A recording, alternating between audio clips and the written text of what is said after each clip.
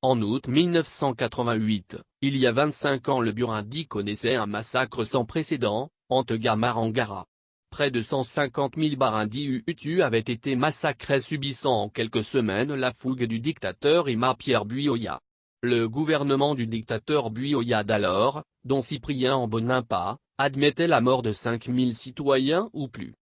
Aujourd'hui, la justice burundaise ne s'est toujours pas prononcée, et les victimes attendent toujours. Le dictateur Buyoya perçoit son salaire d'ancien chef d'État et est sénateur à vie. Le dictateur-major Pierre Buyoya tente à présent de se faire une virginité auprès de l'Union africaine. Il y est devenu médiateur de paix. Revenons un instant avec les journalistes qui couvraient ce génocide commis contre les Hutus Barundi en août 1988 dans les provinces de Ngozi et de Kirundo par le dictateur Buyoya.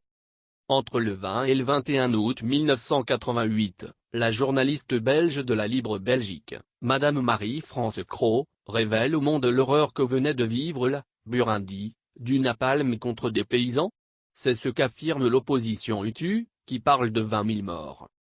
Le 23 août 1988, Madame Marie-France Cros, connue pour son amour du Burundi, tout émue, se disait: Burundi jusqu'à quand?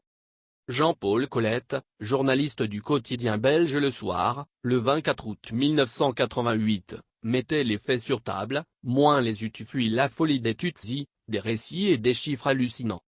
Le 25 août 1988, le journaliste du Monde José-Alain Fralon exposait au monde entier quelques témoignages sur les massacres commis par les soldats du dictateur Buyoya. Ils ont incendié ma maison avec mes enfants à l'intérieur. Ce meurtre d'enfants par les troupes gouvernementales burundaises était confirmé par une enquête d'Amnesty International. La Libre Belgique, le 29 août 1988, hier a rencontré des victimes et écrira: l'enfer burundais raconté par les blessés.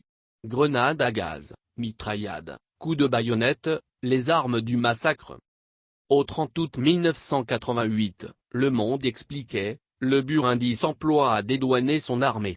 Le pays compte aujourd'hui quelques 130 000 sans-abri. Sur le coup d'envoi des massacres, toujours la bouteille à encre. Le journal Le Monde en soirée titrait: Burundi, les affrontements ethniques. Le gouvernement refuse toute enquête internationale mais sollicite une aide financière. Jeune Afrique, le 31 août 1988, se posait la question suivante: Burundi, pourquoi le massacre? En septembre 1988, Madame Marie-Roger Bilois, envoyée spéciale de Jeune Afrique à Bujumbura, dira: Burundi, l'armée en question. Composée, en majorité, de Tutsis, les troupes gouvernementales sont-elles vraiment allées trop loin dans la répression?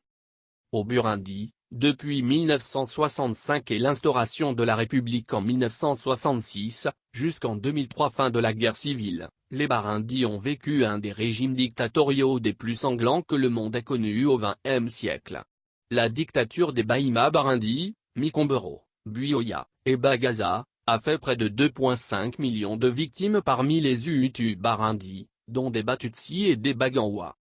La rédaction d'Agé a voulu, en même temps, se souvenir de ces milliers de victimes Barundi pour que l'on ne les oublie pas. Mais cet article est un hommage aussi au travail des journalistes qui, dans cette affaire du génocide d'Ntagara, ont montré la force de leur métier pour aider l'humanité à ne pas oublier. Dame, Ni, Agé, le 21 août 2013.